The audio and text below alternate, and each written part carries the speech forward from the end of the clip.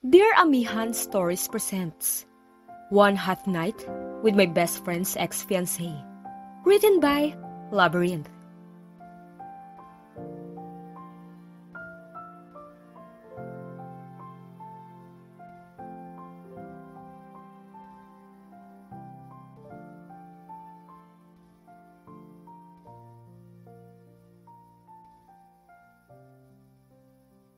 Anong pinagsasabi mo, Sunny? Hindi mo ba naisip na baka lalo magalit ang dad mo? Naguguluhang tanong ni Yara. Please, Yara. Last na to. Hindi naman ako pwede magpakita sa kanya na buntis ako eh. Anang matalik na kaibigan ni Yara na si Sunny. Napahilamos na lang ng mukha si Yara at malalim na napaisip tungkol sa plano ni Sunny. Paano ba naman kasi siya magpapanggap na siya si Sunny habang kaharap niya ang fiancé nito? Iniisip niya rin kung anong gagawin niya kapag nakita niya ang magulang ni Sunny sa mismong venue na dapat niyang puntahan. Kahit ngayon lang, ani Sunny. Hindi naman kasi basta haharap lang ako dun eh. Baka mamaya mahuli niya pa ako na nagsisinungaling. E di, mas malalagot tayong dalawa. Hinawakan ni Sunny ang kanyang kamay at marahan siyang tiningnan. Anong gagawin ko, Yara? Gusto mo bang iharap ko ang sarili ko na may anak sa fiancé ko? Sa bagay, alam ko namang hindi mo ako gustong tulungan. Sorry kung nagkaroon ako ng expectations dahil best friend kita. Bigla na lang namilog ang mga mata niya nang bitiwan ni Sunny ang kanyang kamay. Hindi naman sa ganun. Ayoko lang naman na mas lumala pa ang problema dahil sa akin. Sinasabi mo ba yan kasi gusto mo akong isumbong kina Daddy o ayaw mo talaga akong tulungan? Inis na tanong nito. Gusto kitang tulungan pero kasi mahirap yun eh. Giit niya pa. Pinagtaasan siya ng kilay ni Sunny, kaya napabaling siya ng tingin sa sahig. Mahirap? Anong mahirap? Sasabihin mo lang naman na ayaw mo sa kanya at wala kang balak na pakasalan siya. Sunny, hindi ko kayang gawin yun. Sorry. Malungkot na sabi niya sa kaibigan. On the other hand, there are things that Don has to settle. Kayang-kaya niyang putulin ang arranged marriage na ginawa ng mga magulang niya para sa kanya. Bro, sigurado ka bang pupunta ang fiancé mo rito? Tanong ni Lance. Ang sabi ng dad niya, oo raw. On the way na raw. Tsaka, wag kang ang tanong ng tanong. Walang ganang tura ni Don. Alam mo, excited lang talaga ako sa fiancé mo. Isipin mo, puro ka landi since birth. Tapos magkakaroon ka ng fiancé na virgin at no boyfriend since birth. You should give it a try. Malay mo naman mag-click kayo. Wika ni Lance. Napailing na lang si Don at kinuha ang kopita ng alak. Hindi niya alam kung anong humila sa atensyon niya at napatingin na lang siya sa entrance, kung saan may nakatayong magandang babae.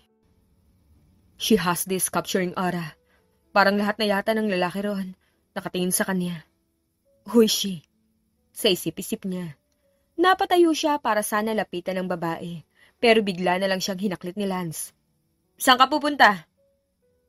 Malapit ko nang isiping nababakla ka sa akin kahit pinsan mo ko. Bano ka na ba, Lance?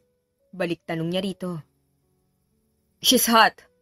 Pagtukoy ni Lance sa babaeng nakapukaw ng atensyon niya. Pero kung gusto mong malaman kung siya na nga bang fiancé mo, ako ang kakausap. Tapos pwede mo siyang obserbahan. Malay mo naman hindi siya disenteng tao gaya ng iniisip ni na tita at tito. Bumalik na lang siya sa pagkakaupo at hinayaan si Lance sa gusto nitong gawin. Kahit sa malayuan, para siyang Diyosa sa gitna ng daan. Sandali nga lang, bakit parang hindi siya si Sunny Delaria? Bakit parang hindi siya ang fiancé ko? Tanong ni Don sa isipan. Hinihintay niyang matapos ang usapan ni na Lance at ng bagong dating na babae. Hanggang sa napatingin ito sa gawi niya. Napansin niya pang bigla na lang itong kumuha ng baso na may lamang alak at tinunggayon. That was a brave move. Nakangising usal niya nang makitang halos mapangiwi ang mukha ng babae sa lasa ng alak. Nakita pa niya kung paano inalalayan ng kanyang pinsan ang pamilyar na dalaga hanggang sa makarating ito sa kinaroroonan niya. Good evening. I am Sunny Delaria and I'm looking for Donato Antonio Ferrer. Mabining wika nito. Manghang napaangat ng sabay ang kilay ni Don. He expected less about this girl. I'm who you are looking for. Gusto ko sana makausap ka ng solo. Anito sa kanya. Lumingon siya sa paligid at ibinalik ang tingin sa dalaga. Mukha namang wala ng ibang tao sa paligid natin. Nasa balcony tayo, Miss Delaria. Okay, let's settle this. Pumunta ako rito para linawin sa'yo. Naiyo ko sa kasundo ang meron ng mga magulang natin. Hindi naman natin gusto ang isa't isa. Kaya sigurado akong madali lang to para sa ating dalawa. Diretsahang sabi nito.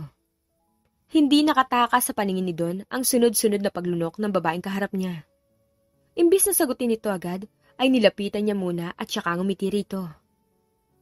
Paano kung sabihin ko sa'yong ayokong putulin ang engagement natin? Anong gagawin mo? Ha? Anong ibig mong sabihin ayaw mo? Nagkausap na tayo nun, para rito, di ba? Noon pa yon at sa text message lang.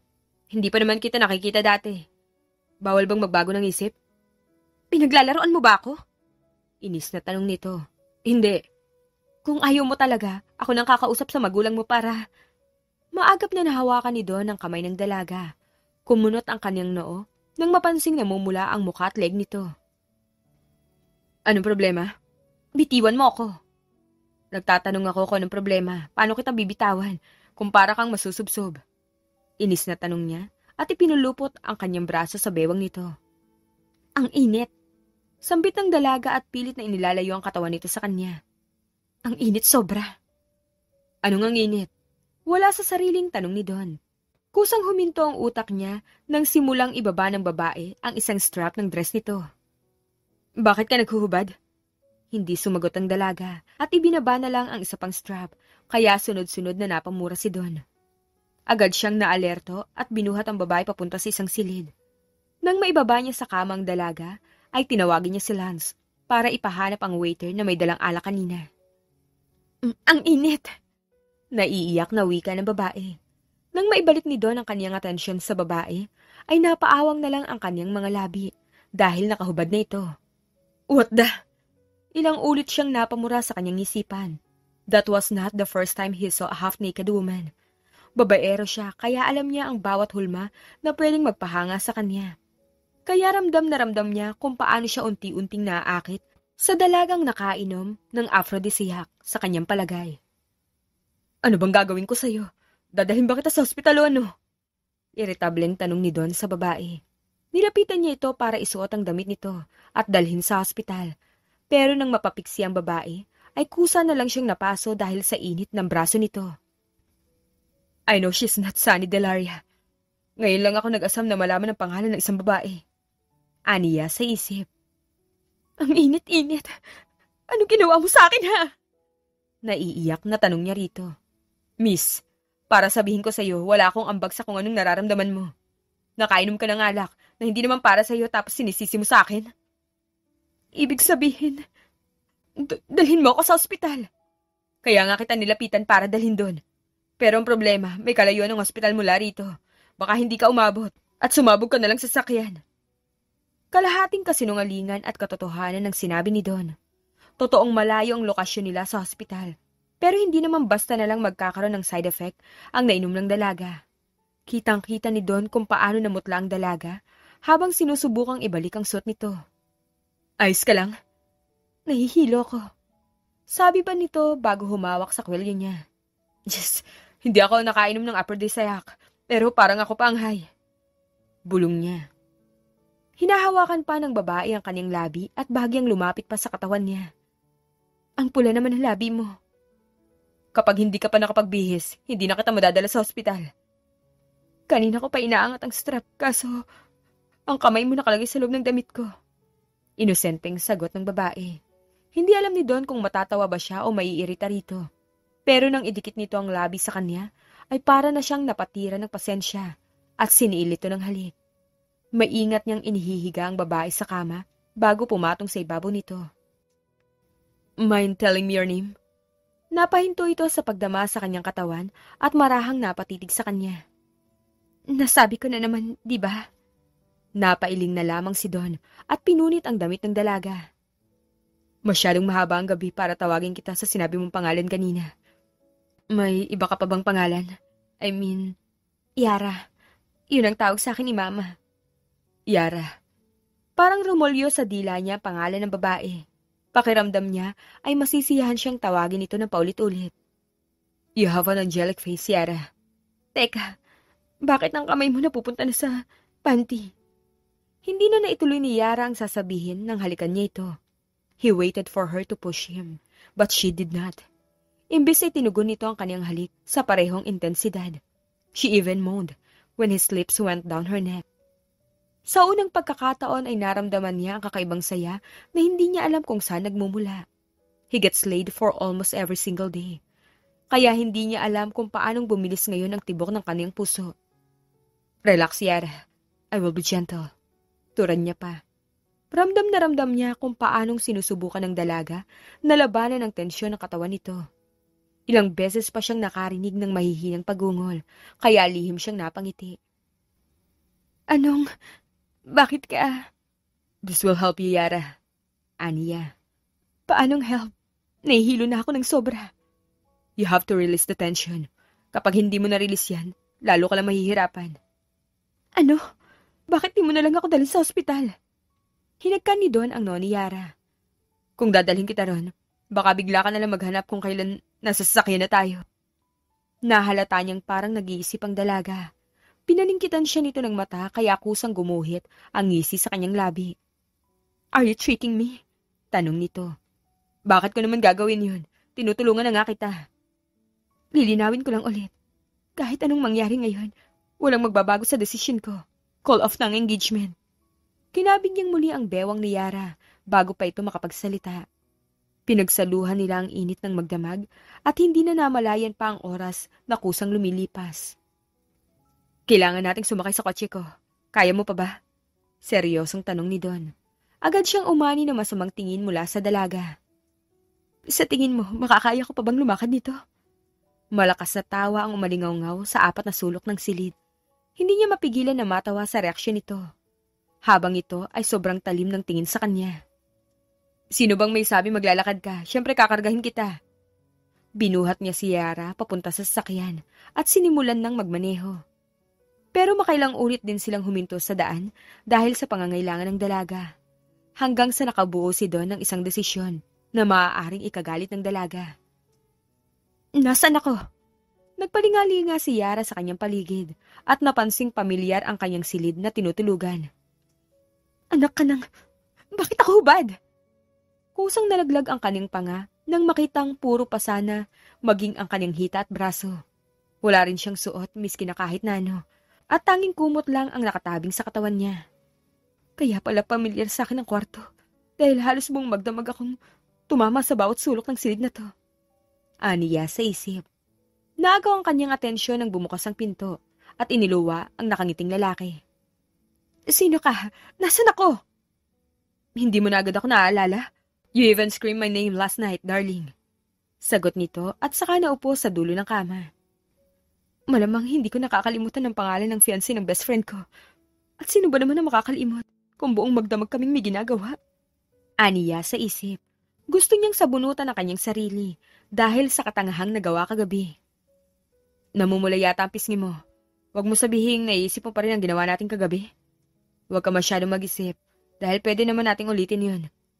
Alin bang paborito mo? Sa balcony, CR, kotse o... Umigil ka nga! Kalalaki mong tao, napakadaldal mo. Inis na sita niya rito. Nasaan na ba mga damit ko? Ibigay mo na sa akin na makaalis na ako sa lugar na to. Nakakalungkot sabihin, pero sira na ang gown mo kagabi. Ha? Anong isusuot ko pa uwi sa amin? Pinagtaasan siya ng kilay ni Don. Bahagya itong lumapit sa pesto niya. Sino nagsabi sa'yo na uwi ka pa? Hindi ba't sumangayon ka sa akin kagabi? Na magsasama tayo hanggang sa mapagod tayo sa isa't isa? Bakit naman ako sasang-ayon sa sinabi mo? Tsaka lasing ako kagabi at may impluwensya ng gamot. Kung tutuusin, pwede kitang idemanda kung gugustuhin ko. Giit niya pa rito. Yara, hindi ko alam na ganyan ka kaulyanin. Ikaw ang lumapit sa akin kagabi at humalik sa akin. Ni hindi ka nga nagpumiglas nung isinasakay na kita sa kotse. Isa pa, hindi naman ako nagbigay sa'yo ng baso ng alak na ininom mo kagabi. Sa dami ng nasabi ni Don, ang pangalan niya lang ang nagpapanting sa tenga niya. Ganun ako katanga kagabi at nabuko ko. Kapag umalis ka rito, sasabihin ko sa dad mo na buntis ka. Kaya kailangan mo pag-isipan ang desisyon mo, Yara. Sigurado ako mawawalan kayo ng investors kung masisira ang pangalan ng pamilya mo. Binablockmail mo ba ako? Hindi. Sagot nito. Hinawi pa nito ang takas na hibla ng kanyang buhok bago ibinalik sa kanyang tingin. You're Sunny Delaria, aka Yara. Wala akong pakialam sa pangalan mo. Sapat na sa akin na nandito ka sa tabi ko. Napakagat na lang ng ibabang labi si Yara. Hindi niya matagalan ang titig nito, kaya nag-iwas siya ng tingin. Hanggang kailan ba ako rito? Hanggang sa magsawa na tayong dalawa sa isa't isa. Hindi naman mahirap yun, di ba? Anito. Makalipas ang ilang araw, buong akala ni Yara ay magiging madali ang lahat. Kung tutusin, maayos naman talaga ang trato sa kanya ni Don. Pero hindi niya yun nagugustuhan dahil madalas din ang pagiging pilyo nito. Pwede bang ialis mo ang kamay mo sa puwetan ko?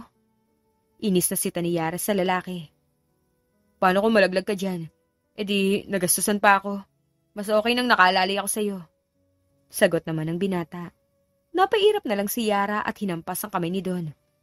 Kung ikaw sanang nagkakabit nitong kortina di sana mas madali at wala ka pang alalahanin. Ang sabi ko kanina, bukas na lang tayo magkabit ng kortina. Pero dahil mapilit ka, kaya ikaw ang gumagawa ngayon. Nakaalalay lang naman ako para hindi ka madisgrasya. Sambit pa nito. Kaya nga, kung ikaw sanang... Bigla na lang napatili si Yara nang magkamali siya ng apak sa hagdan at madulas ang kanyang paa. Alanganin din ang posisyon niya dahil nakatingin siya kay Don. Ngunit imbis na matigas na sahigang sumalis sa kanya, ay matipunong bisig ang nakaantabay sa katawan niya. Hindi nga ako nagkamali. Nakangiting wika ni Don. Bigla na lang siyang nakaramdam ng hindi maipaliwanag na bagay. Para siyang nalulusaw dahil sa mga mata ng binata. Tila hinihigop nito ang buong sistema niya, kaya hindi niya maiwasan ang mapalunok ng alanganin. Ayos ka lang? Doon na siya napabalik sa realidad. Ibaba mo ako. Ibinaba naman siya agad nito, kaya pinagpag niya ang kanyang suot na damit. Wala man lang thank you.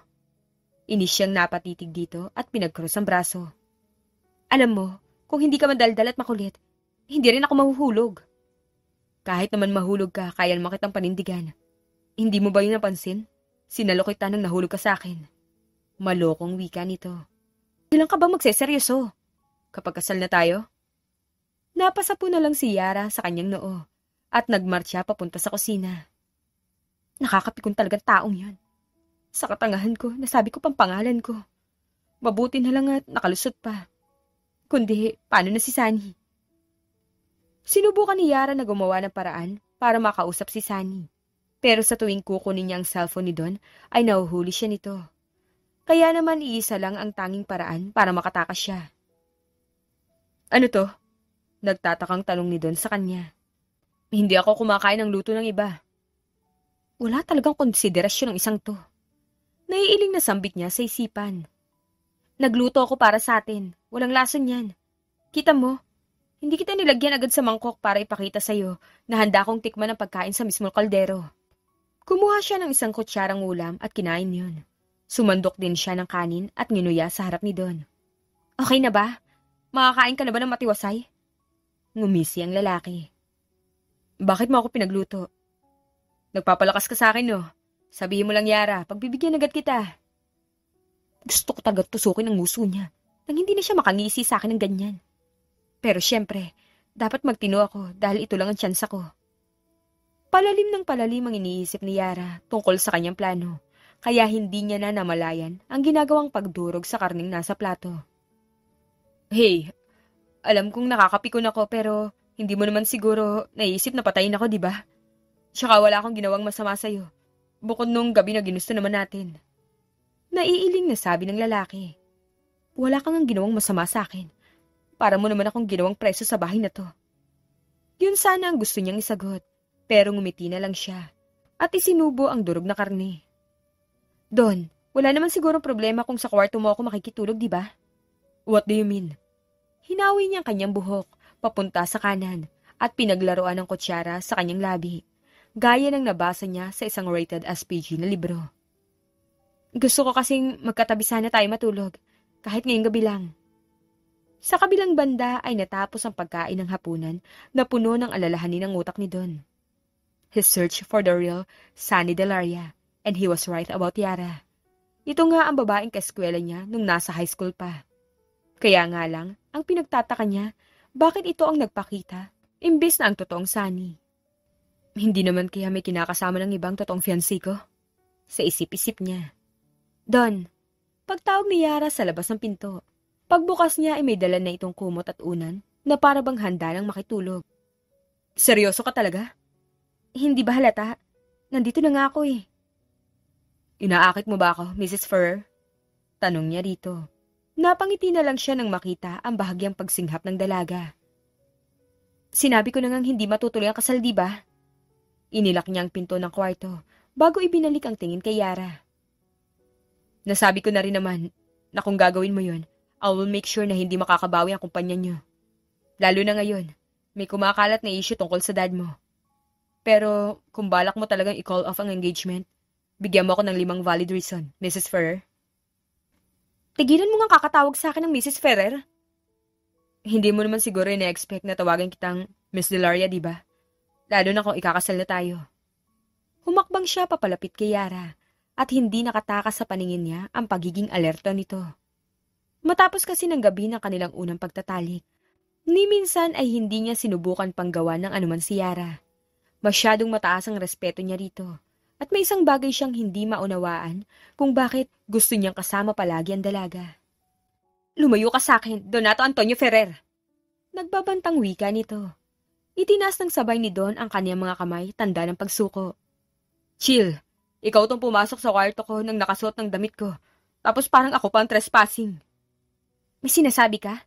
Kung hinayaan mo akong umuwi sa amin para hindi ako nanghihiram ng damit sa'yo, di sana, mas maayos di ba? Giit ni Yara. Hindi mo ko inaakit? Bakit naman kita akitin? Bakit dito ka matutulog? Gusto ko lang. Alanganing sagot nito. Maingat niyang pinaupo si Yara sa kama at itinungkod ang kamay sa magkabilang gilid nito. Anong plano ng isang inosenteng kagaya mo? Huwag kang lumapit, sabi. Anito at itinulak pa ng bahagya ang kanyang braso. Imbis na huminto ay pilyong lumapit siya rito. Misis ko, bakit paganda ka ng paganda sa paningin ko? Ginagayuma mo na ba ako? Bakit naman kita gagayumahin? Tsaka umalis ka nga sa ibabaw ko. Kala mo siguro ang gaan mo. Inis na sambit ni Yara. Napangisi si Don at pinagpalit ang kanilang pwesto. Inilagay niya pa ang braso sa bewang ng dalaga upang hindi ito makaalis o makalipat ng pwesto. Mas okay na ba ang ganyan? Nalintikan ka talaga, no? Ang dami mong reklamo sa buhay, misis ko. Pero wag ka mag-alala. Willing naman ang mister mo na magparaya. Hindi nakatakas sa kanyang paningin ang pamumula ng pisngi ni Yara nang gumalaw ito sa ibabaw niya. May problema ba, misis ko? Tatamaan ka na talaga sa akin kapag hindi mo pa ako. Ninakawan niya ng halik ang labi ni Yara at idinin ang kamay sa likod nito. May sinasabi ka ba, misis ko? Hindi nakasagot sa kanyang dalaga, bagkus, tiningnan siya nito ng masama. Kaya naman muli niyang hinagka ng labi nito. I think I'm addicted. You make me feel this way, Yara. Malambing na turan niya. Makalipas pa ang ilang sandali ay inalis niya ang kamay sa katawan ni Yara at tinulungan nitong makalis sa ibabaw niya. Pasensya ka na kung nabibigla ka sa pinagagawa ko. Kahit ako nabibigla rin sa sarili ko. Huwag ka nang bumalik sa kwarto mo. Dito ka na matulog, hindi na ako mangungulit. Tinutuon ni Don ang binitiwan niyang salita. Kahit na magkatabi sila ng dalaga, ay pilit niyang iniwasang matukso rito. Hinintay niya rin itong makatulog bago niya isiniksik ang mukha sa leg nito. Lintik, mission failed. Turan ni Yara sa kanyang isipan kinabukasan. Nagising na lang siyang wala na sa tabi niyang lalaki at wala rin ang cellphone nito. Ang sabi ko tatakas. Hindi makikitulog na mahimbing sa kwarto ni Don. Bulong niya pa. Bigla na lang bumukas ang pinto at iniluwa ang binatang katabi niya sa buong magdamag. Breakfast in bed, misis ko. Wika ni Don. Kusa siyang napahawak sa tapat ng kanyang puso habang nakatitig sa mukha ng lalaki. Ano yan? Almusal para sa misis ko. Sagot nito. Kaya nga, bakit may paganyan? Inilapag nito ang tray tsaka tumabi sa kanya. Gusto ko lang gawin? Hindi ka sigurado sa sarili mong sagot? Ilang babae na ba ang hinatiran mo ng breakfast in bed, Ferrer? 2. Ikaw tsaka mama ko. Baka maging 3 kung babae ang magiging anak natin. Seryosong sagot nito. Hindi agad na proseso sa isip ni Yara ang isinagot ng binata. Kaya napaawang ang kanyang labi at nagtatakang napatingin dito. Anak natin? Sino may sabi sa'yo magkakaanak tayo? Kutob ko lang. Hindi tayo gumamit ng proteksyon ng gabing yun. At sigurado ako sa binhi ko. Huwag kang mag-alala. Aalagaan ko kayo ng mga magiging anak natin. Nakangising sagot ni Don. Mga? Bulalas ni Yara at hinampas ang braso ni Don. Lumayas ka nga rito. Ang aga-aga mong manginis. Hindi kita iniinis, misis ko. Dinahlan pa nga kita ng pagkain para sabay tayong dalawa. Napipikon ako sa buong existence mo. Alam mo ba yon? Hinagkan ni Don ang kanyang noo at hinawi ang takas na hibla ng kanyang buhok. The more you hate, the more you love. Mapikon ka lang sa akin, misis ko. Sigurado ka bang ikaw ang tagapagmana ng mga Ferrer? Ang CEO ng kumpanya? Duda ka ba, Mrs. Ferrer? Ipakita ko na ba lahat ng valid IDs ko? Balik tanong ni Don. Bakit ganyan ka? Ang kulit mo. Dinaig mo pa ang batang paslit sa kalsada. Aniya. Sasabihin ko sa iyo ang totoo, misis ko. Hindi porket makulit ako sa iyo, ganito na rin ako sa lahat. Sabihin na natin, you're the only exception. Iba ako kapag nasa trabaho, at iba rin kapag ikaw ang kasama ko. Pero, ganito ka rin ba sa lahat ng babae? Muling tanong niya. Maniniwala ka ba kung sasabihin kong hindi? Di ba hindi rin naman? Hindi siya agad nakasagot dahil para siyang naguluhan sa simpleng sagot nito sa kanya. Totoong hindi siya maniniwala na sa kanya lang ginagawa ni Don ang lahat ng yun. Pero kahit paano gusto niyang umasa na sana ay sa kanya lang naglalambing ito at siya lang ang iniisip nito. Sino namang engot ang maniniwala na hindi babaero ang lalaking to? Tumigil ka na, Yara. Aniya sa isip. Akala ko rito ka matutulog gabi-gabi. Tanong ni Don habang nakatingin sa kanyang unan at kumot na bitbit. Delikado ka katabi. Tsaka gusto ko lang umuwi sa amin bukas. Sagot na lang niya. Ihahatid na kita sa parents mo bukas kung gusto mo. Ha? Agad siyang napalingon sa binata na seryoso namang nakaharap sa kanya. Hindi na. Kaya ko naman. Ibalik mo na lang purse ko. Hindi kita pwedeng hayaan na umuwing mag-isa. Nasabi ko na sa mama at dad mo na nasa akin ka, which they approve. Kunot noong sambit nito. Ibig sabihin, wala si Sunny rito? Pero kailangan kong makaalis bago pa magkabukingan ng lahat. May trabaho pa akong kailangan ayusin. Ano na lang sasabihin ni tita kapag umabot ng isang buwan at hindi pa ako nakakauwi sa bahay? Aniya sa isip. Bumalik na lang siya sa realidad nang abutin ni Don ang una na hawak niya. Tulog na tayo, maglilinis pa tayo bukas, di ba? Doon nga ako sa kabila matutulog. Ayaw mo ba sa akin? Ayaw? Sa kabila lang naman ako matutulog. Kaya nga, pero hindi mo nasagot ang tanong ko. Hindi mo ba ako gusto, Yara? Kasi kung hindi, sabihin mo agad, para hindi na lang ako aasa. Napabuntong hininga siya. Umpisa pa lang naman, nasabi ko na sa'yo, na gusto kong i-call off ang engagement, di ba? Pinapakomplikado mo ang lahat, misis ko. Oo, hindi lang naman ang sagot sa tanong ko. Hindi kita gusto, okay na ba? Ibinigay ni Don ang unan at kumot niya. I respect that. Anito. Pagkasabi nun ay pumasok na ito sa silid at sinaraduhan siya ng pinto. Bumalik naman siya sa kwarto niya na parabang wala sa sarili. Tama naman ang sinabi ko, di ba? Bulong niya. Dahil sa nagpupumilit si Yara na huwag siyang ihatid sa pamilya Delaria, ay hindi siya pinayagan ni Don na makalabas ng bahay. Akala niya ay yun ang pinaka-nakakainis na bagay na mangyayari sa kanya. Pero ang hindi siya pansinin o imikan man lang ng lalaki, ang mas nakakapagpainit ng ulo niya. Hindi pa ba tayo bibili ng supplies? Kumukunti na ang laman ng stockroom. Pagbibigay alam niya sa lalaki. Ngunit imbis na sagutin, dinaanan lang siya nito. Mabilis niyang hinawakan ang braso nito at hinarap. Ano bang problema mo? Ikaw ang problema ko. Ha? Paano nga ako? Ikaw nga ang problema rito. Napipikong sagot niya. Napansin niya kung paano naging isang linya ang kilay ng binata, pero hindi siya nagpatinag at nilabanan niya ang tingin nito. Tapatin mo nga ako. Bakit kailangan mong gawin sa akin to? Wala akong ginagawa sa'yo. Napahilamos ng mukha si Don, tsaka humarap sa kanya. Yun na nga eh. Wala kang ginagawa, pero palagi ka nalang sumasagi sa isip ko. Hindi kita maintindihan. Siguro dapat magpa-check up ka na sa doktor. Pabalang na sagot niya. Mukhang dapat na nga ako magpatingin sa doktor. Kasi baka, kapag di ko pa nagawa ang gusto ko, mabaliw na ako. Nagugutom ka ba? Wala ka yata sa wisyo. Giit pa niya. Nagugutom? Posible. Ginugutom mo ako sa atensyon. At habang ginagawa mo yun sa akin, lalo na lang ako natatakam at nasasabik na kasama ka. Higit pa sa atraksyong nararamdaman ko sa'yo. Hindi ko na nga maintindihan eh. Sanay naman akong mang-iwan ng babae sa ere. Pero sa'yo, hindi ko magawa. Napatanga siyang nakatingin sa gwapong mukha ni Don. Hindi niya na napansin na lumakad na ito papalapit sa kanya dahil sa kakaisip ko anong ibig sabihin nito. Anong gagawin? Isang sabik na labi ang siyang lumapat sa kanya. Napapikit na lang din siya nang maramdaman ang mainit na palad nito sa kanyang likuran. Bahagyan niya pang itinagilid ang kanyang mukha at sinabayan ng ritmo ng binata. Nakita mo na. Ikaw ang problema eh. Sabi nito nang bigyan ng maliit na distansya ang kanilang mukha. Sabi mo hindi mo ako gusto. Pero nagpapahalik ka naman. Ha? Huwag mo sabihin yun ang rason mo, kaya hindi mo ako pinapansin? Medyo. Natatawang sagot nito. Pero tandaan mo to, hindi ibig sabihin na hindi mo ako gusto, ititigil na ako. Sisiguraduhin kong bago ka makabalik sa pamilya mo, mahal mo na ako. Paano kung hindi kita kayang mahalin at hindi talaga kita magustuhan? Wala pa akong bagay na ginusto at hindi nakuha. Nakangising sabi ng lalaki. Bigla na lang bumilis ang tibok ng puso ni Yara habang nakatitig sa mukha ng lalaking dapat papakasalan ng kanyang matalik na kaibigan.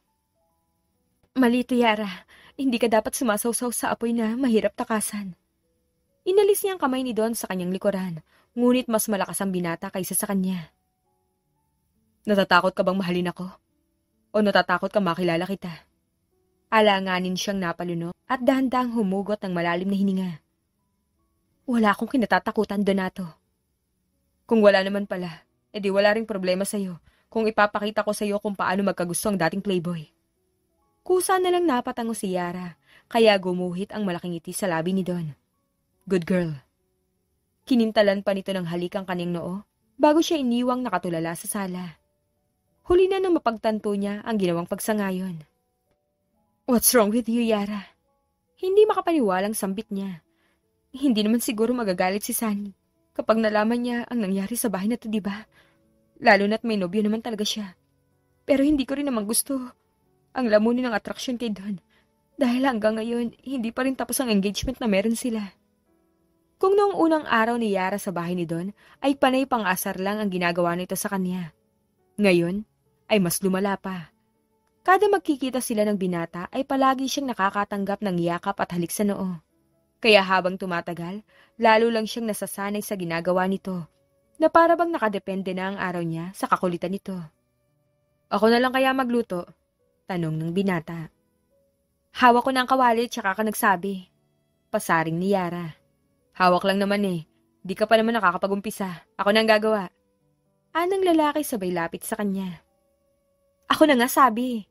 Natatawang turan ni Yara nang maramdamang nakalingkis na naman sa bewang niya ang braso nito. Pumunta ka na ron at huwag ka na makulit. Kusina ko rin naman to. Siguro naman pwede ako rito, misis ko. Kusina mo nga, pero panay ka yakap sa akin. Mamaya mapaso pa ako dahil sa pinagagawa mo. Pinagtatabuyan mo na naman ako. Nakangiting naiiling na lang si Yara nang marinig ang malambing na tinig ng binata. Nagbibitok ka na naman. Wala ka bang trabaho? Tapos na kagabi. Lagi kang sa gabi nagtatrabaho. Ano ka, vampira? Natatawang tanong niya. Kinintalan ni Don ng maliliit na halik ang kanyang balikat at leeg bago sumagot. Sa gabi kasi, hindi ako nadidistract kasi tulog ka. Kung sa araw ko gagawin ang trabaho, hindi ako mapapakali kakaisip sa'yo. Nasa isang bahay tayo, tapos naiisip mo pa yun? Aba, syempre, kaya nga sa gabi na lang ako nagbubukas ng laptop kasi tulog ka naman. Para paggising ko ng tanghali, may oras na ulit tayo sa isa't isa. Nakangiting sagot nito. Hindi malaman ni Yara kung matatawa ba siya o hindi sa kanyang narinig. Baka napapabaya mo na ang, hindi po misis ko, huwag ka mag-alala. Dahil alam ko naman ang responsibilidad ko sa'yo, pati na rin sa kumpanya ko. Para sa'yo at sa magiging mga anak natin ang lahat. Saad nito. Sa makalipas na mga araw ay hindi na natikom ang bibig ni Don sa pagsambit ng tungkol sa magiging mga anak nila. Ang nakakatawa pa, minsan na lang nilang napag-usapan ang pangalan na magiging anak nila. Ngunit sa kabila ng saya ay hindi mapigilan ni Yara ang mapaisip kung anong naiisip ni Sunny sa kanya at kung kumusta na ito. Aray ko! Daing niya. Agad naman siyang nilapitan ni Don at salubong ang kilay na napatingin sa kanya.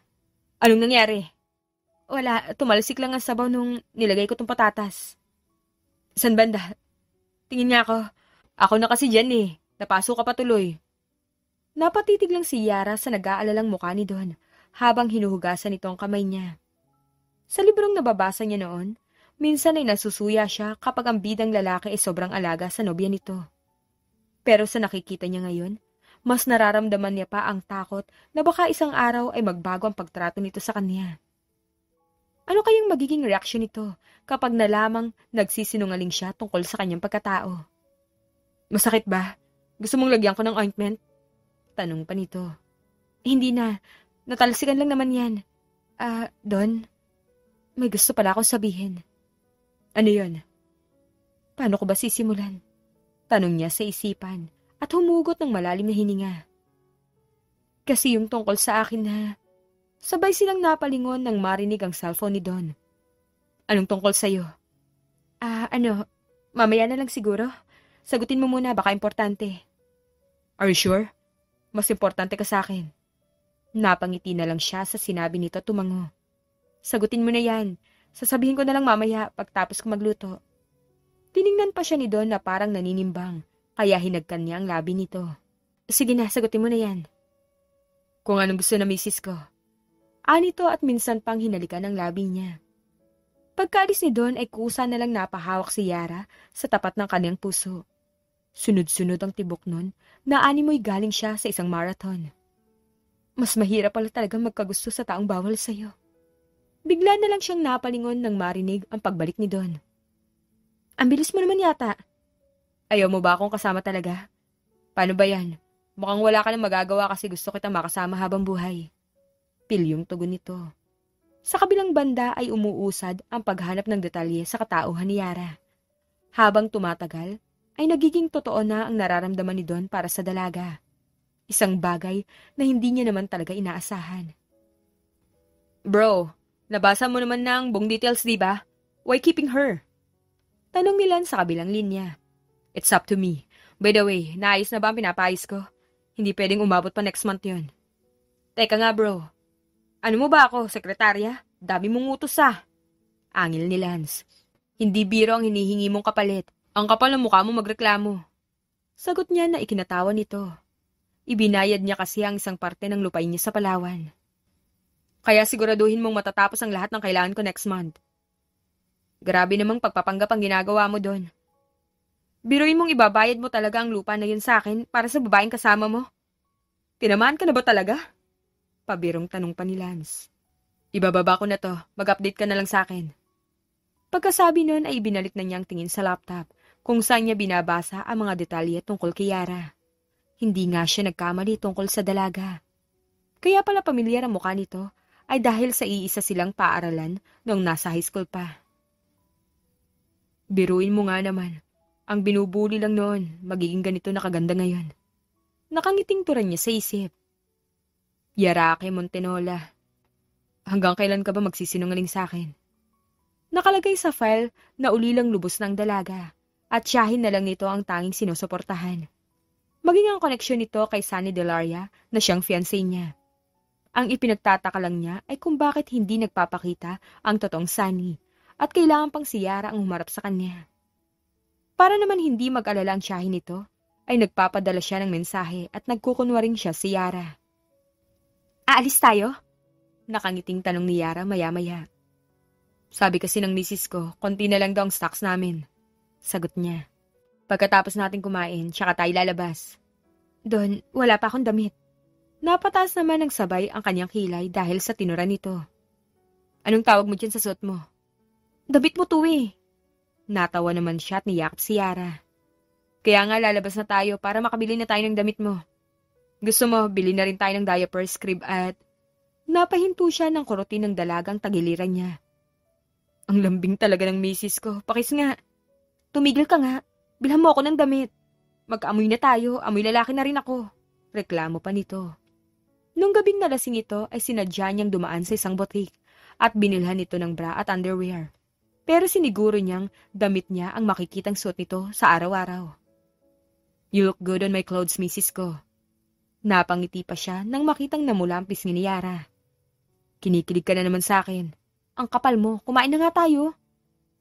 Pagkatapos kumain ay umalis na sila. Buong biyaheng walang tigil sa pangungulit si Don.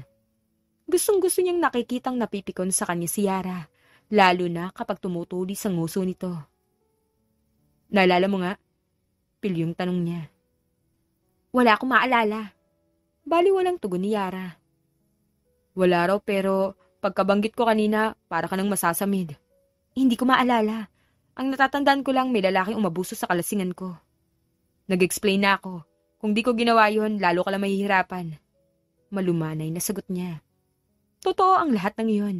Kahit na sinubukan niyang pigilan ang sarili at layuan ang dalaga.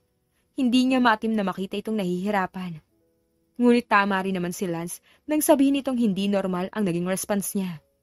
Dahil kung ibang babae ang nasa sitwasyon ni Yara nung gabing yun, wala siyang balak tumulong. Hindi mo ba namimiss ang labi ko sa... Tumigil ka nga. Isa pa talaga. Bababa na ako ng sasakyan na to. Napipikong wika ni Yara. Napahagalpak naman siya ng tawa at hininto sa tabi ang kotse. Sobrang ganda mo, Yara. Pwede bang akin ka na lang? Bakit ka huminto? Tanong nito habang nakatingin sa labas ng bintana. Inalis ni Don ang kanyang seatbelt at lumapit sa dalaga. Hinawakan niya pa ang baba nito upang pumaling ng tingin sa kanya. Look at me. Ayoko. Pagtatawanan mo na naman ako. Napabuntong hininga na lang siya sa kahinagka ng leg nito. Bakit naman kita pagtatawanan? Natutuwa lang ako kapag nainis ka sa akin, pero hindi kita pagtatawanan sa anumang bagay. Tama ka naman. Naalala ko halos kalahati ng ginawa natin. Nakasimangot na sagot ni Yara. Bakit malungkot ka? Pwede nating ulit-ulitin. Natatawang sabi niya na mabilis na umani ng hampas sa braso. Bakit ngayon lang tayo nagkita, misis ko? E di sana, may 3 na tayong anak ngayon. Pinaglandas niya ang kaniyang kamay sa hita ni Yara, habang pinagmamasdan ang nagiging reaksyon nito. Pakiramdam niya, hindi siya magsasawa na makitang nag-iigting ang panga nito, kada nagpipigil ng reaksyon. May pupuntahan tayo. Nanghihinang sambit nito. Imbis na tumigil ay kinabig niya ito paupo sa kanya. Hindi mo ba ako namimiss, misis ko? Tinugon ng dalaga ang mapupusok niyang kilos, hanggang sa makalas niya ang 4 na botones sa damit nito. Si Yara lang ang nakakagawa nun sa kanya. Ni minsan ay hindi niya yun naramdaman sa ibang babae. Kauhawang hindi lang sa pisikal, kundi sa bawat atensyon na ibinibigay nito sa kanya. Ilan ka pa ba magsasawa sa akin? Napahinto siya at napatingin sa mapungay ng mga mata nito. Anong ibig mong sabihin, misis ko? Sabi mo dati, makakaalis na ako kapag nagsawa ka na sa akin. Kailan ka magsasawa? Baka sa tinig nito ang pait at lungkot. Kaya naman muli niyang hinalikan ang labi nito at pinaramdam kung gaano siya kasabik na makasama ito hanggang dulo. Wala, hindi na darating ang araw na yon. Aking ka na at sa'yo ko. Hindi tayo pwedeng manawa sa isa't isa, Yara. Ayoko. Pero paano kung... Walang pero, aminin mo man o hindi. Alam kong may gusto ka na sa akin. Alam kong hindi mo basta papayagan ng ganitong bagay sa sarili mo kung wala ka nararamdaman sa akin. Paano mo naman nasisiguro? Isa-isa niyang ibinalik ang pagkakabotones ng damit ng dalaga. Kahit na madalas ang away-bating eksena natin sa bahay, napapansin kong hindi kagaya ng ibang babae. Aminin ko nung una, gusto lang kita dahil sa pisikal na atraksyon. Sino ba namang hindi, Yara? Maganda ka, kahit anong damit ang isuot mo bagay sa'yo. Tapos nung magkasama na tayo, lalo lang kitang nakilala. You're not just a beauty, you have substance. Binobola mo lang ako. Ibang klase ka talaga. Yung ibang babae kikiligin na kapag sinabihan ko maganda, pero ikaw nagawa mo pang magduda. Will you marry me, misis ko? Napairap sa kanya si Yara at umalis sa kandungan niya. Panay ang biro mo ng ganyan. Kapag nagsawa ka sa akin, iwan mo na lang ako basta. Ilang gabing palihim na umiiyak si Yara dahil sa sobrang pag-iisip. Hindi pa siya nagkakaroon ng nobyo mula pagkabata, kaya lahat ng nangyayari ay hindi niya ganong maunawaan. She was taken by a guy who's not even her boyfriend. Paano kapag nagsawa na siya sa akin? Paano kung bukod sa akin, may iba pa pala? Paano kung malaman niya na ang lahat, tapos magalit siya dahil nagsinungaling lang ako? Misis ko, gusto mo bang makita ang sinasabi kong What the? Agad siyang nagtalukbong ng kumot at mabilis na pinunasan ng mga luha. Ramdam niya ang paglundo ng kama sa gilid kung saan naupo si Don. Sunod na lang ako sa'yo, may inisip lang ako. Wala lang to. Anong wala? Wala pa akong tinatanong. Anito kasabay ng maingat na paghila ng kumot na gamit niya. Anong problema? Magkakaroon lang siguro ako. Tara, tingnan natin yung... Hindi, Yara. Sabihin mo sa akin kung ano yung naiisip mo o kung may masakit ba sa'yo. Ayoko na nagkakaganyan ka habang wala akong kalamalam. Kung anong problema mo, problema ko na rin yun. Lalo lang siyang napaiyak sa bisig ng binata. Kahit hindi nito naiintindihan kung anong nararamdaman niya, sapat na sa kanya na naroon nito sa tabi niya. Misis ko, anong inisip mo? Bakit ka umiyak? Malambing na tanong ni Don, saka pinunasan ang kanyang luha. Hindi bagay sa'yo ang umiiyak. Iiyak ka lang dapat kapag masaya ka, hindi yung ganito. Natatakot ako. Natatakot saan? Napailing na lang siya at tinitigan ng mariinang binata. Natatakot ako na isang araw, wala ka na sa akin. Natatakot ako kasi nasasanay na ako na nandyan ka palagi para sa akin. Natatakot ako sa sarili kong nararamdaman kasi gusto ko akin ka na lang kahit hindi pwede. Nais niya yung sabihin dito, ngunit hindi niya magawang isatinig. Hey, okay lang. Kung hindi mo pa kayang sabihin. Tandaan mo lang na nandito lang ako. Pagpapatahan ni Don sa kanya. Hindi ito umalis sa kanyang tabi hanggang sa maging maayos ang pakiramdam niya. Napaisip tuloy si Yara kung masama bang umasa. Kinabukasan, maagang nagising si Don para magluto ng mainit na sabaw para kay Yara. Miski siya ay napapaisip kung anong bumabagabag sa babae. Pero mas iniisip niya na lang na baka tungkol yun sa pagsabi sa kanya ng totoo. Don, kanina pa tumutunog ang cellphone mo. May Pakiabot naman, baka sa trabaho lang yan. Hindi lumilingong saad niya. Napangiti na lang siya nang matikman ang inihanda niya para kay Yara. Misis ko, kain na tayo. Ilan pa? Halos mangarag ang boses ni Yara, kaya napalingon siya rito. Mabilis na nabura ang matamis na ngiti sa kanyang labi at nagtatakang tumitig dito. What do you mean? Palatak na tumawa si Yara at pabagsak na ibinigay sa kanyang cellphone. Hindi ako tanga doon. Sa pagkakatanda ko, marunong pa naman ako magbasa.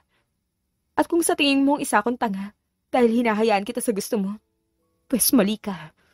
Dahil hinahayaan ko ang sarili kong maging tanga para sa'yo. Choice ko yun. Agad na tinignan ni Don ang kaniyang phone na nakalagay sa messages nila ni Lance. Ang huling mensahe pa nito sa kanya ay hanggang kailan niya gagamitin si Yara laban sa mga dilarya. Mrs. ko, I can explain. Agad na sabi niya at nilapitan si Yara. Sinubukan niyang hawakan ang balikat nito, ngunit mabilis siyang tinabig ng dalaga. Huwag mo akong hawakan.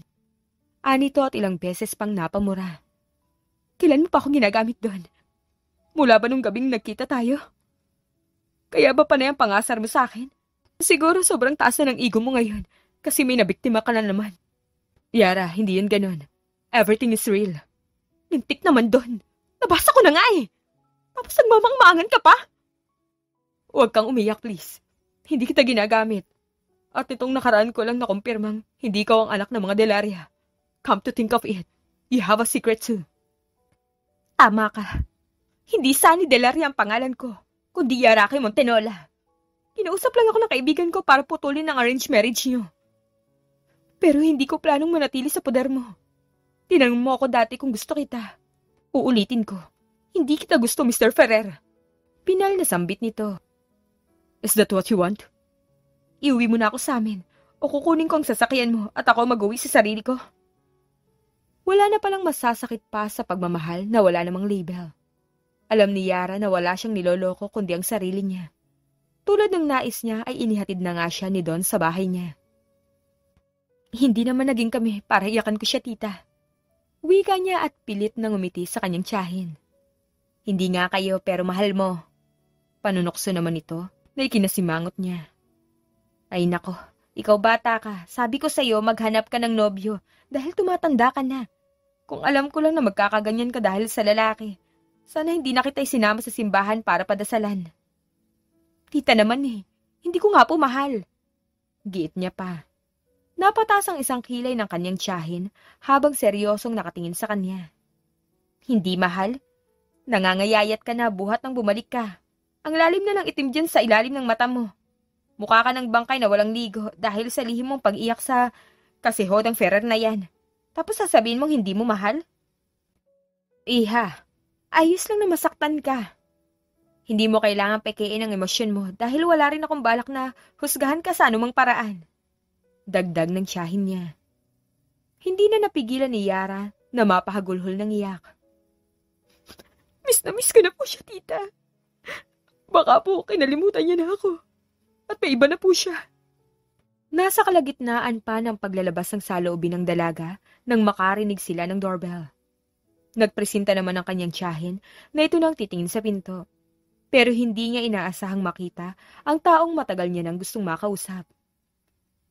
Pwede ka bang makausap? Nang solo sana. Seryosong sabi ng kanyang matalik na kaibigan na si Sunny. Wala na ang umbok sa tiyan nito, kaya bahagyang napaawang ang labi niya sa gulat. Nakapanganak ka na? Obvious ba? Kumusta naman ang paglalandi mo sa fiancé ko? Nakangising tura ni Sunny. Hoy, babae! Wala kang karapatang pagsabihan ng ganyan ng pamangkin ko. Ang kapal din naman talaga ng apog mo. Noon pa man hindi na kita gusto bilang kaibigan ni Yara. Kaya lumayas ka sa pamamahay ko. Madiin ngunit kalmadong sita naman ng kanyang tiyahin. Hindi naman talaga ako magtatagal. Gusto ko lang sabihin sa iyo, Yara, na magkakabalikan na kami ni Don. At kung pipigil ka sa announcement ng kasal namin, mauunang masira ang imahe mo. Imagine, fiancé ng best friend mo ang nilandi mo. May mukha ka pa kayang ihaharap kapag kumalat ang ganun? Nakangising sambit ni Sunny. Walang iya ka talaga! Mabilis na inawat ni Yara ang kanyang tiyahin at inis na napalingon sa dati niyang kaibigan. Tapos ka na ba sa sasabihin mo? Pues makakaalis ka na. Baling niya kay Sunny. Inirapan siya nito bago lumabas. Kita mo na, tama ako nung sinabi ko sa iyong hindi ko gusto ang tabas ng kilay niyang Sunny na yan. Akala mo naman kung sinong kagandahan. Abay di hamak na maganda ka sa kanya. Kaya hindi ka dapat nagpapa-epekto sa impaktang yun, anak. Pahayag ng tiyahin na ikinangiti niya. Sa katunayan, ngayon niya lang napagtantong wala siyang dapat pagsisihan sa ikinilos niya noong magkasama pa sila ni Don. Mas nagsisisi pa po ako na nagbulag-bulagan ako sa lahat ng nakikita ko kay Sunny. Ang sama pa, itinuring ko siyang matalik kong kaibigan. Pero at least blessing in disguise naman para sa'yo, diba? Aniya ng ginang. Napailing na lang si Yara nang yakapin siya ng kanyang tiyahin. Kung noon, ikinakahiya niyang ulila siyang lubos. Ngayon sobrang proud siya na lumaki siya sa kanyang tiyahin na walang inisip kundi ang ikabubuti niya. Tita, ayos lang ba kung ako naman na magiging medyo masama? Sabay silang natawa at pinag-usapan kung ano ang plano bago ang engagement party. Siraulo ka naman pala eh. Sa kabilang banda ay natatawang sabi ni Lance. Bakit hindi mo pinigilan? Tanga ka ba? Ayaw ngang makinig tapos pipigilan ko pa. Bakit ka ba kasi nandito? Trabaho mo ba talagang pistihin ang buhay ko? Inis na tanong ni Don. Trabaho kung pagtawanan ka. Sambit nito. Bakit naman di mo sinabi sa akin na mahal mo na pala ang best friend ng fiancé mo? Eh di sana hindi ko sinabi yun. Nahihiya ka bang malaman ng lahat na malapit ka nang magretiro sa pambabae mo? Biglang naging seryoso ang mukha ni Don at sumimsim ng alak. Hindi. Mas nahihiya ako kay Yara. Hindi ko alam kung paano siya liligawan. Ni hindi ko nga alam ang konsepto ng panliligaw. Isang malakas na tawa ang namayani sa buong sala. Matinding pagpipigil sa sarili ang ginawa niya para hindi maibato kay Lance ang boteng hawak niya. Naririnig mo bang sarili mo? Gagi pre, nagiging tunog may asawa ka na. Pangasar pa ni Lance, kaya pinukol niya ito ng masamang tingin. Kung wala ka mabuting sasabihin, lumayas ka na sa pamamahay ko. Yan ang hirap sa iyo eh. Magaling kang mambabae pero di ka marunong maneryoso ng babae. Alam mo Don, pakiramdam ko may gusto rin talaga sa'yo si Yara. Kasi kung hindi, bakit kailangan niyang pagtiyaga ng ugali mo? Alam nating pareho na marami ring ari-arian ng ama ni Yara at disente siyang babae. Kaya kung madali mo siyang nakuha, ibig sabihin, hinayaan niyang maging madali para sa iyo ang lahat. Paliwanag ni Lance. Hi, future husband! Malanding tura ng isang babae na nakaagaw sa atensyon nilang magpinsan. Hello, miss. Bati rin ni Lance bago bumulong sa kanya. Bro, sibat na muna ako. Ayoko makita ang drama mo sa buhay. Tinapik pa nito ang kanyang balikat bago lumabas ng bahay. Wala ako naaalalang imbitado ka sa pamamahay ko. Makakalis ka na bago pa ako mainis sa'yo. Walang ganang wika ni Don at tinalikuran ng babae. No, babe. Nandito na nga ako para ayusin ang lahat sa atin Paunang sabi ni Sunny bago siya niyakap. Sorry for everything, babe. Hindi ko naman alam na gagawin yun ng dati kong best friend. Akala ko matino siya. Pero akalain mo namang gold digger pala. Let's fix this, babe. Kinuha nito ang isang kamay niya at inilagay sa parte ng hita na malapit sa kasalanan nito. Dahil fitted ang suot nitong damit, umangat yun hanggang sa halos makita na ang underwear na suot nito. What are you doing? Seizing the moment, babe. Kinintalan pa ng halik ni Sunny ang kanyang leeg. Kaya hindi na siya nakapagpigil at tinulak ito. Stop! Sa tanang buhay ko, hindi pa ako pumatol sa babae. Baka ngayon pala kung patuloy mo akong pipikunin. What? Pero si Yara, itinira mo sa pamamahay mo? Baka nakakalimutan mong ako ang may call sa kasal natin. Nakangising sambit nito. Natawa siya at hinarap si Sunny. Hindi ko alam kung wala ka ba talagang utak o nagtatanga-tangahan ka na lang. Sa tingin mo, hindi ko alam na may ibang lalaki nakabuntis sa'yo? Kaya ang kaibigan mong pinaharap mo sa akin? Tapos ano? Babalik ka na parang di nanganak nung isang buwan? Sunod-sunod ang naging pagiling ni Sunny sa kanya. Hindi totoo yung sinasabi mo. Si Yara nagsabi sa'yo, no? Ang walang kwentang babaeng yun ang sumira sa buhay ko. Humakbang papalapit si Don kay Sunny at mahigpit na hinawakan ang braso nito. Huwag na huwag mong pagsasalita ng masama si Yara sa harapan ko. Handa akong durugin ang yaman ng pamilya mo kapag nalaman ko may masama kang ginawa kay Yara. Naintindihan mo? Oo. Nauutal pang sagot ni Sunny. Pabalyang itinulak ni Don ang babae at pinanlisikan ito ng mata. Nakarating na sa tatay mong wala ng kasal. Kaya kung hindi ka palalabas ng pamamahay ko, kakalad ka rin kita hanggang sa maubusan ka ng dignidad sa sarili mo. Banta niya pa. Sa kabilang banda, pagtapat pa lang ni Yara sa tapat ng gate, ay nakita niya nang nagmamadaling lumabas si Sunny. Nakaangat pa ang damit nito at kita na ang pink nitong panty. Ano naman kayang ginawa ni Don kay Sunny? Tanong niya sa isip at walang pakialam na pumasok sa mansyon ng binata. Hindi niya rin nilingon ang dating kaibigan nang tawagin siya nito. Nadatan niyang paakyat ng kwarto si Don at wala itong damit pang itaas. Bakit pa ba ako pumasok sa bahay na to? Para ano? Itanong kung may nangyari sa kanila ng fiancé niya. Maingat siyang naglakad pa atras pero hindi niya napansin ang nakapatong na vase sa mini table. Kaya't bumagsak yun at naagaw ang atensyon ni Don. Yara? Alis na ako. Nagmamadali siyang naglakad palabas, ngunit naabutan pa rin siya nito. Bitaw! Bakit ka nandito? Bitaw sabi. Seryosong sambit niya. Sinubukan niyang magpumigla sa pagkakayakap ni Don sa kanya, pero walang epekto rito ang ginagawa niya. I miss you. Miss mo ko, pero nakipag-sex ka sa fiancé mo. Pumunta lang ako rito para sabihin sa iyong wala akong kasalanan sa nangyari. At wala kang karapatang ipakulong ako gaya ng banta mo. Kinabig siya ni Don paharap sa katawan nito at pinagdikit ang kanilang katawan.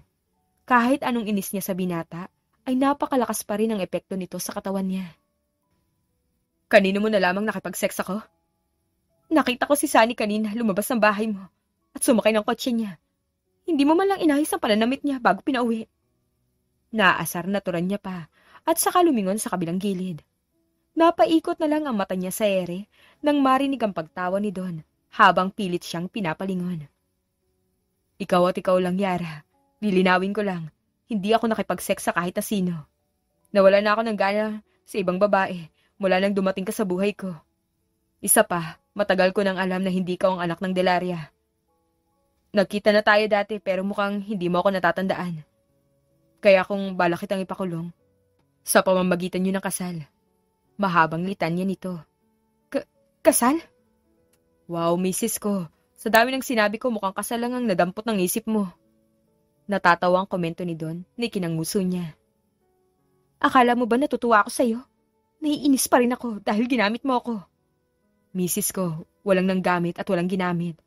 Lahat ng ginawa ko sa'yo gustong gusto ko. It's really hard for me to name this feeling . Wala naman sa isip kong mapapamahal ako sa best friend ng ex-fiancé ko. Nakangiting sagot nito. Mukhang naintindihan naman ng binata ang pagtataka sa mukha niya, kaya binuhat siya. Tama ang nasa isip mo. Wala nang babagabag sa'yo dahil ikaw ang Mrs. Ferrer ko at hindi kita kailanman bibigyan ng kahit anong pagdududa sa relasyong to. So, are you in? Will you make me the happiest woman alive, Mr. Ko? Natatawang tanong niya na siyang tinugon ng halik ni Don. They say second chances are not worth taking. Pero paano naman kung kailangan niyo lang talagang tapusin ang una para makausad kayo sa susunod pa?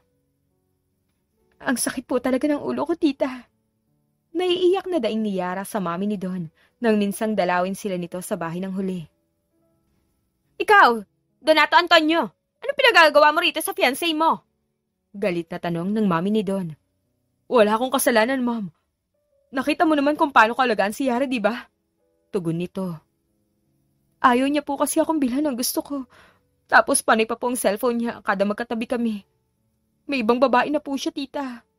Halos mag-iyak bata na si Yara sa kakamaktol ng lahat ng daing niya, kaya lalong ng problema si Don. Ano ba ang pinabibili mo, iha? At kami na ng tita mong bibili. Presinta naman ang ama ni Don.